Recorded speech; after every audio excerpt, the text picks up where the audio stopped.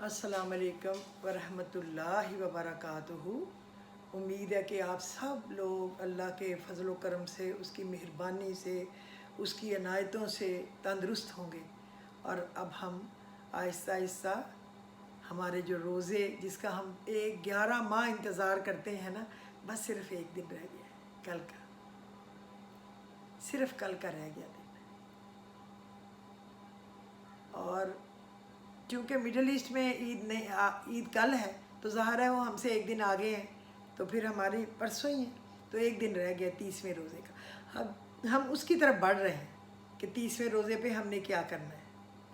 फिर कल मैं आपको बताऊंगी कि चांद रात सैर सपाटे ऐश याशी के लिए नहीं है, तब तो हमने अल्लाह से अपनी मेहनत वसूल करनी है, उससे लेना है जो हमने उसकी याद में रोज़े रखे, अपने आप को भूखा प्यासा रखा, हलाल चीज़ों से खाने पीने से अपने आप को रोके रखा, तो इसका इनाम तो वो हमें कोई अच्छी चीज़, अच्छा गिफ्ट देगा ना। ईद पे तो हम इंतज़ार करते हैं ना, हमारे माँ बाप हमें प्यारा सा तोहफ़ा देंगे, हमारे भाई बहनें हमें गिफ्ट भेजेंगे, हमारे बच्चे हमें देंगे, वो कहते होंगे हम उनको देंगे। इसी तरह सब एक दूसरे का इंतज़ार करते हैं ना, जो जिनसे अच्छे तल्लुकात हों, दोस्ती हो, एक दूसरे को देते हैं गिफ्ट। इसी तरह वो अल्लाह की तो सबसे ज़्यादा दोस्ती है ना अपने बंदों से, तो हम तो वेट करेंगे ना कि वो हमें एक अच्छा सा बहुत प्यारे से तोहफे देगा, हमें खुश कर देगा, सबको हमारी झोलियों को भर देगा अपने तोहफों से।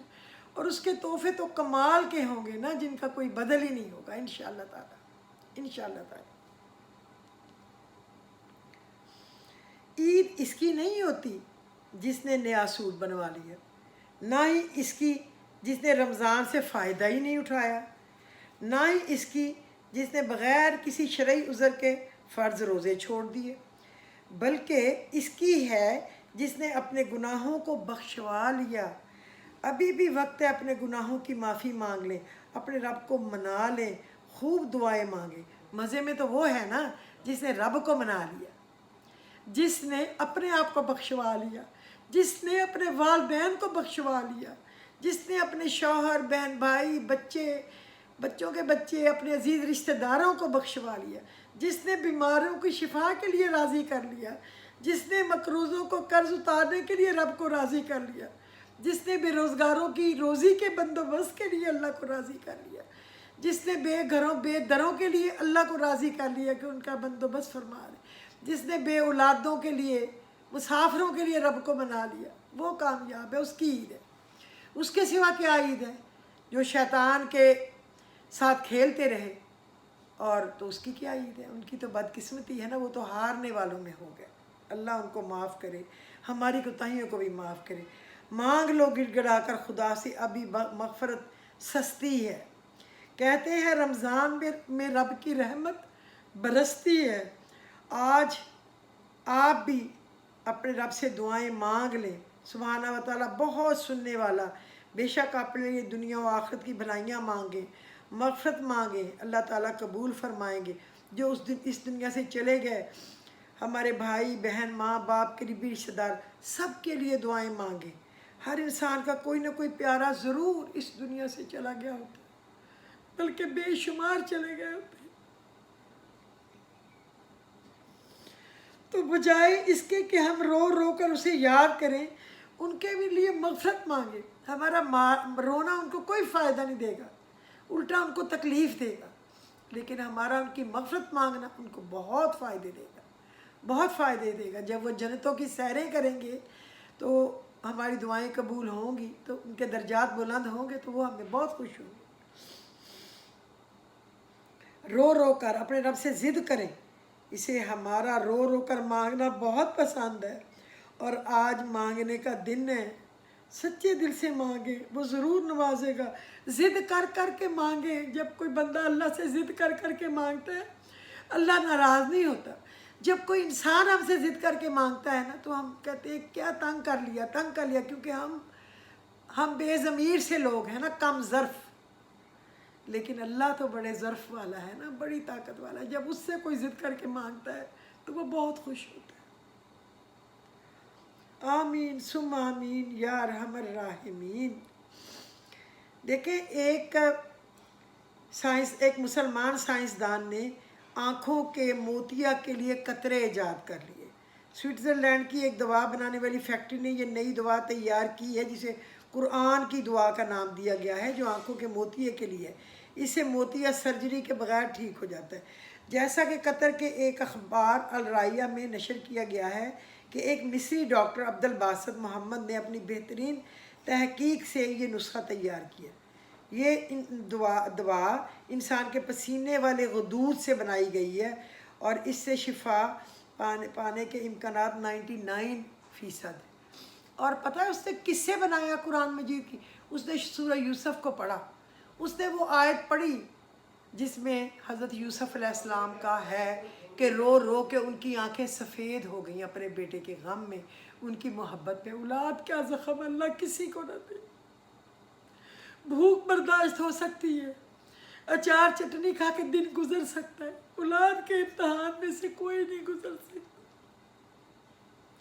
اللہ سب کی آنکھیں اور کلیجہ ٹھنڈا رکھے، اللہ سب کے بچے، بچوں کے بچے، بہن بھائیوں کے بچے، سب کے بچوں کی خیر ہو۔ ہماری زندگیاں، ہماری خوشیاں، ہمارا سب کچھ ہماری اولاد سے ہی ہے، ورنہ تو شاید ہم ایک گلاس بھی نہ لیتے۔ ہم کہتے ہیں ہم ہاتھ جوڑتے ایسے کرتے ہیں پانی ڈالو پی لے، ہم نے کس کے لیے لینا ہے؟ کیوں نہیں لوگوں کے لیے؟ ہم تو اتنے کم ظرف ہیں۔ تو اپنے ان کی آنکھیں سفید ہو گئی۔ کہا نا اس میں حضرت یعقوب علیہ السلام انما اشکو بثی و حزنی الی اللہ، میں اپنے غم اور اپنی تکلیف کا ذکر اللہ ہی سے کروں۔ تو اس نے دعا کی، بہت روئے بہت روئے۔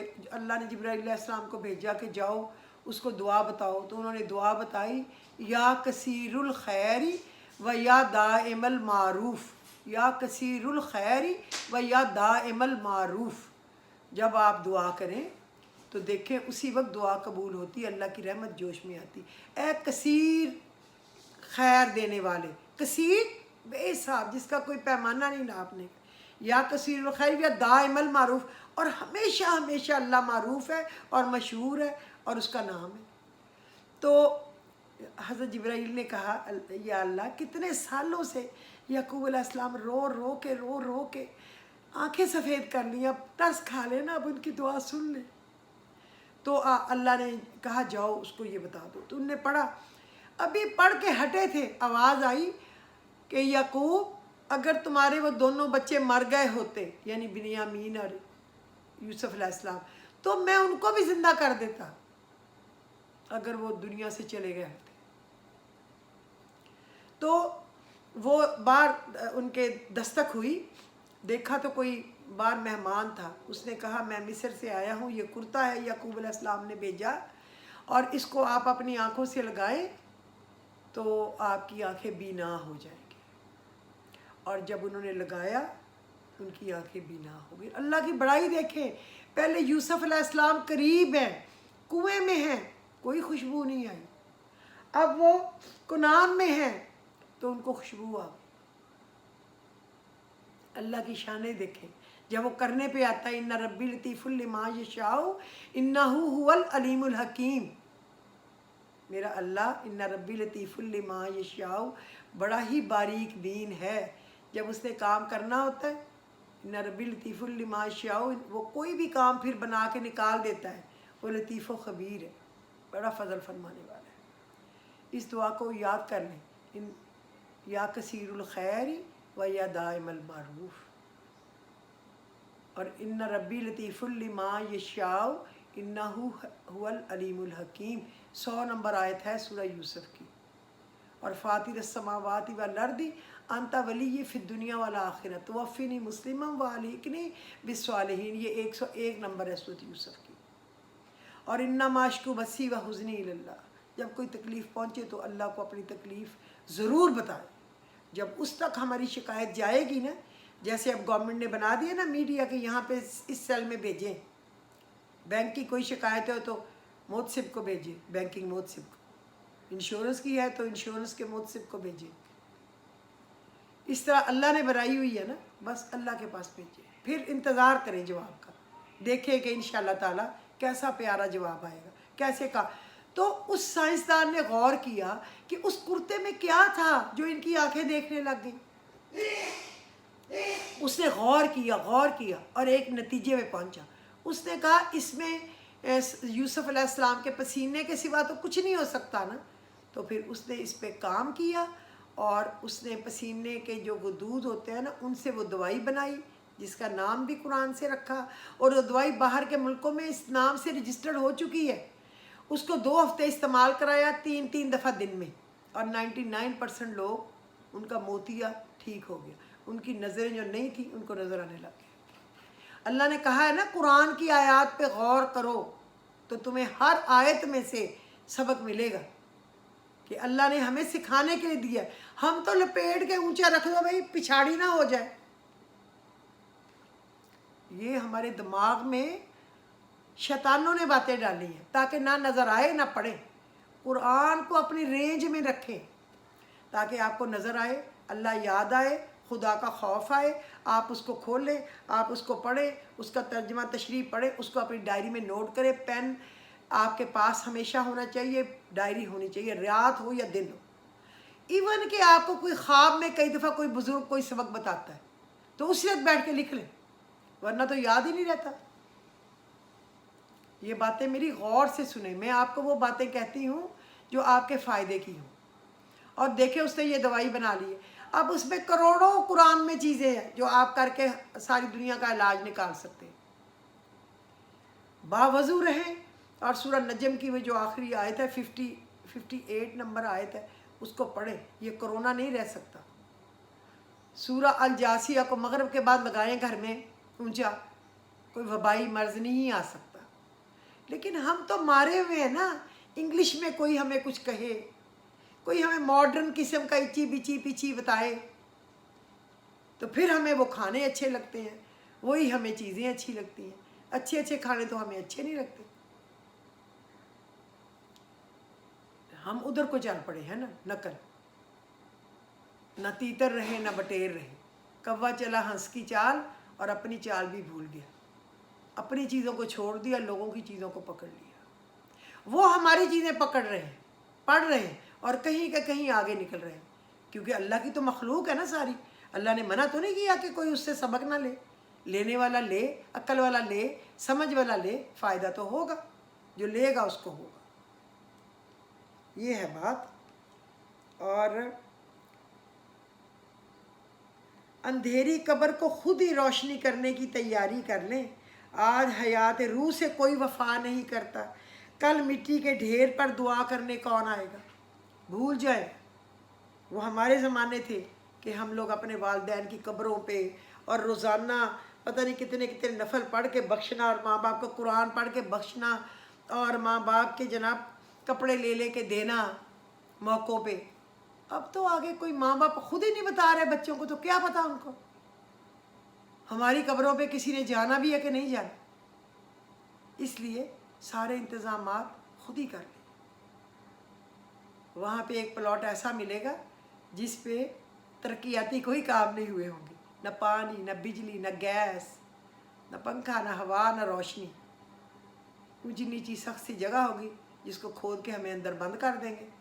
تو اس میں جو روشنی, پنکھا, ٹھنڈک, اے سی لگانا, کھڑکی لگانا, اس کا بندوبست ہم نے کرنا ہے. تو کس سے کرنا ہے؟ اللہ کو یاد کر کے, اس کو منا کے. تو آپ میری باتوں کو دھیان سے سنیں اور یاد رکھیں, میں آپ کی دشمن نہیں ہوں, میں آپ کی سچی دوست ہوں. بڑے ہیں, چھوٹے ہیں, میرے بچوں کی طرح ہیں, میرے بہن بھائیوں کی طرح ہیں, میرے والدین کی طرح ہیں, جو بھی ہیں, میں آپ سے دل سے پیار کرتی ہوں اور میں آپ کے فائدے کے لیے دعا گو ہوں. میں کہتی ہوں کہ آپ کو فائدہ ہو, میں کہتی ہوں کہ میں تھوڑے ٹائم میں زیادہ سے زیادہ باتیں بتاؤں. مجھے یہ نہیں ہے کہ بس 2 باتیں بتاؤں اور باقی گھنٹے کا ٹائم بناؤں. نہیں, مجھے کچھ ٹائم نہیں چاہیے, مجھے اللہ کا ٹائم چاہیے, مجھے اللہ کا سبسکرائب کیا ہوا چاہیے, مجھے اللہ کا اوکے کیا ہوا چاہیے. بس وہ کر دے گا, سب کچھ ٹھیک ہو جائے گا.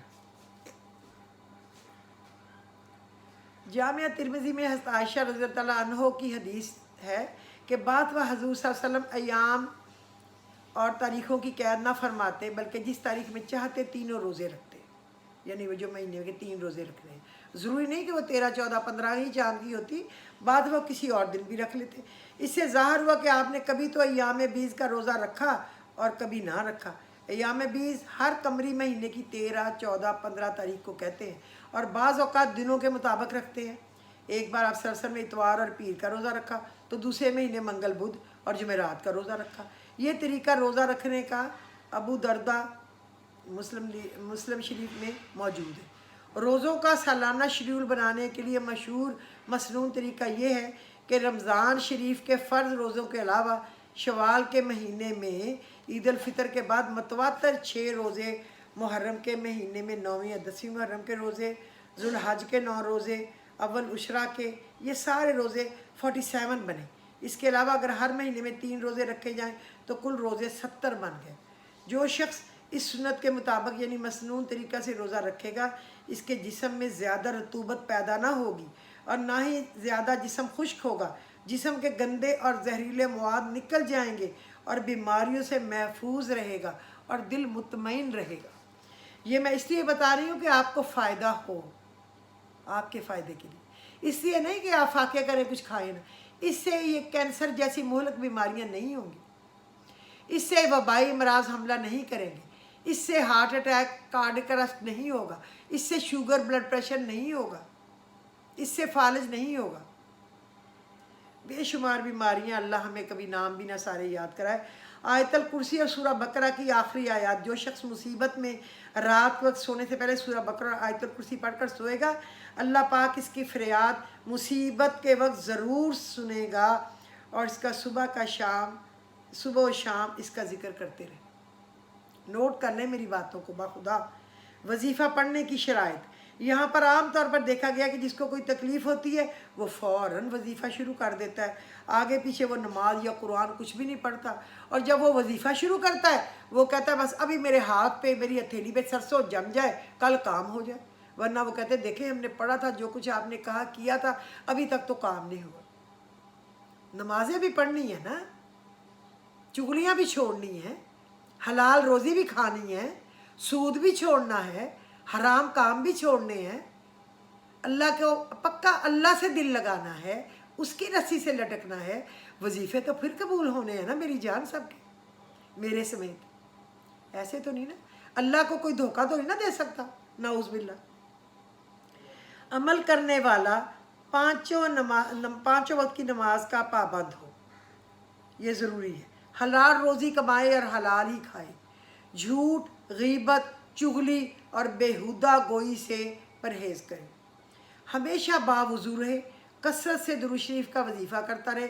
جب وظیفہ کرنے والا اپنا کام تعویذ کے ذریعے نکلوا لے تو تعویذ کو بہتے پانی پر قبرستان میں دفن کرنا چاہیے تاکہ قرآنی آیات کی بے حرمتی نہ ہو۔ کوئی وظیفہ شروع کرنے سے پہلے کم از کم 3 بار اول آخر درود شریف پڑھنا ضروری ہے، اور اس سے پہلے اللہ کی تعریف، تیسرا کلمہ پڑھ لیں، کوئی اللہ کی اور تعریف والی دعا پڑھ لیں، حمدن کثیرن طیبا مبارکن فی، اللہ اکبر کبیرہ والحمدللہ کثیرہ وسبحان اللہ بکرۃ وصیلہ پڑھ لیں، سبحان اللہ والحمدللہ ولا الہ الا اللہ واللہ اکبر پڑھ لیں، جو بھی ہو، بہر اللہ کی تعریف، پھر اللہ کے نبی پر درود و سلام، پھر اپنا وظیفہ شروع کریں۔ اب میں آپ کو بتاؤں آنکھ کی بینائی کی حفاظت کے لیے کیا کرنا چاہیے۔ میں 3-4 چیزیں آج بتاؤں گی اور میں 3-4 روز انشاءاللہ بتایا کروں گی تاکہ آپ لوگ لکھ سکیں۔ اگر کوئی رات کو سونے سے پہلے 7 مرتبہ سورہ قدر پڑھے تو اس کی آنکھوں کی حفاظت ہوگی، بصارت مرتے وقت تک کبھی کمزور نہیں ہوگی۔ اگر وہ سورہ قدر انا انزلناہ فی لیلۃ القدر 7 مرتبہ پڑھ لے سونے سے پہلے، اللہ کرے ہم سب کو ہمیشہ یاد رہے۔ اگر کسی پہ آفات و بلیات ہر وقت آتی ہیں، اس سے نجات چاہتا ہے تو اس کو چاہیے سورہ التکویر کی روزانہ 21 بار تلاوت کرے تو اللہ پاک آفات سے نجات دے گا اور بلاؤں سے محفوظ رکھے گا۔ کئی لوگ مجھے کہتے ہیں ایک مصیبت نہیں ٹلتی اگلی آ گئی، اگلی نہیں ٹلتی اگلی آ گئی، اگلی نہیں ٹلتی اگلی آ گئی، بڑا میرا دل خراب ہوتا ہے پھر سن کے۔ ایک تو صدقہ دیں، ایک کوشش کریں کہ حلال کھانا کھائیں، اللہ کی راہ میں خرچ کریں، نفل پڑھیں اللہ کو راضی کرنے کے لیے، استغفار بہت کریں، اور دوسرا اب میں نے بتا دیا ہے سورہ التکویر روزانہ 21 بار تلاوت کرنی ہے تو آپ کے اوپر یہ آفات و بلیات سے نجات ہو جائے گی۔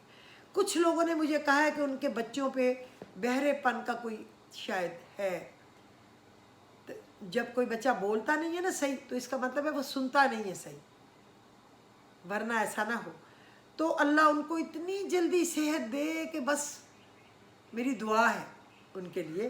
جو شخص ہر فرض نماز کے بعد 11 مرتبہ اس میں مبارک یا سمیع ہمیشہ پڑھتا رہے گا وہ ساری عمر بہرے پن سے محفوظ رہے گا۔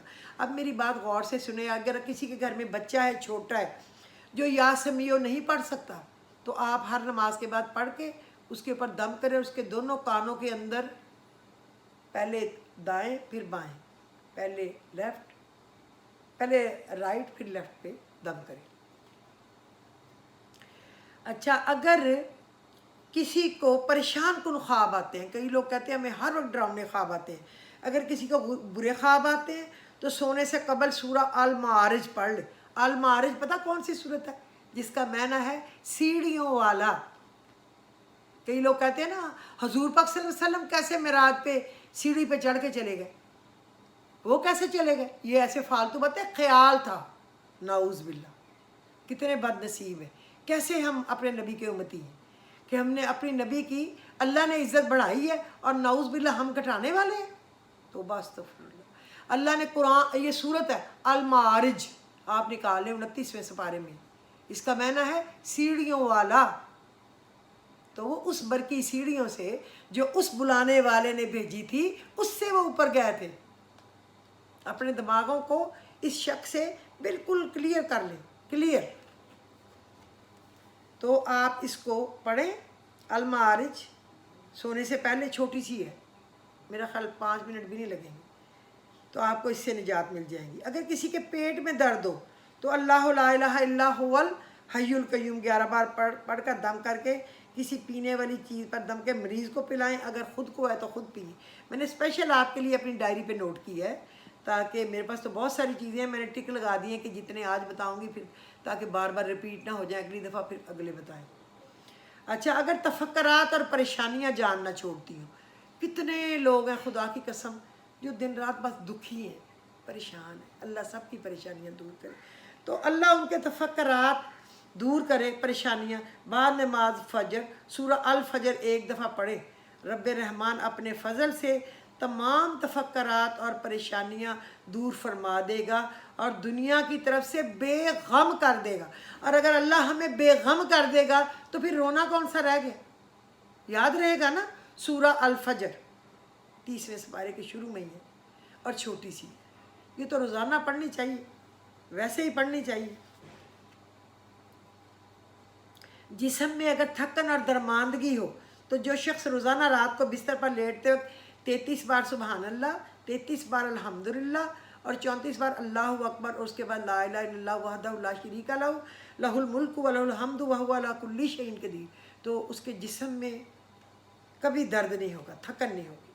اگر کسی کو جلدی امراض ہے، پھوڑے، پھنسیاں، جلدی امراض ہے تو سورہ المنافقون کو 1 بار پڑھ لیں اول آخر درود شریف کے ساتھ۔ میرا خیال ہے کہ یہ شاید 25-26 کسی سپارے میں، میں نے 2-3 دن پہلے ہی پڑھی ہے۔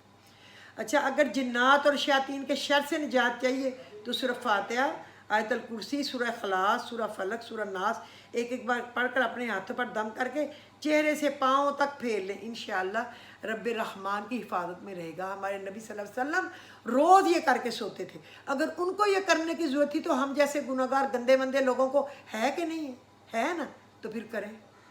اچھا، اگر کسی کو جوڑوں کا درد ہو، فجر کی نماز کے بعد سورج نکلنے سے پہلے 7 بار سورہ العلق، پھر سورہ السجدہ تلاوت کرے، اور سورہ السجدہ میں جب اس آیت پر پہنچے حسبی اللہ و نعم الوکیل نعم المولا و نعم النصیر، تو اس کو 7 بار پڑھے اور پانی پر دم کر کے پی لے یا جوڑوں پر درد کی جگہ دم کرے، انشاءاللہ شفا ہوگی۔ اب میں نے آپ کو اتنی قیمتی چیزیں بتائی ہیں، اتنی جو آپ لکھ سکیں آپ نے نوٹ کر لینی ہے اور اس کو پڑھنا ہے، عمل کرنا ہے، انشاءاللہ اللہ آپ کو شفا۔ اچھا، اب آپ نے فجر کی نماز میں 30ویں روزے پہ کیا کرنا ہے؟ یا علیم ہو، اے بہت بڑی عظمت والے، 200 बार पढ़ना है। पहला कलमा 11 बार पढ़ना है, दूसरा कलमा 11 बार पढ़ना है। अब ज़ोहर पे आ जाएं। सूरह बकरा की आयत नंबर 7, रब्बाना ला तुआखिज़ना इन नसीना अख्ताना को आखिर तक। मैं इसलिए नहीं कर रही क्योंकि लंबा हो रहा है, पहले मैं काफ़ी कुछ बता चुकी हूँ। आयत नंबर 7 आखिर तक ये आपने सूरह बकरा की पढ़नी है। और या रज़ाक़ु 200 बार पढ़ना है। और सूरह असर में, नमाज असर में या हलीमो 200 दफ़ा, सूरह नास 11 बार, सूरह अल असर 11 बार।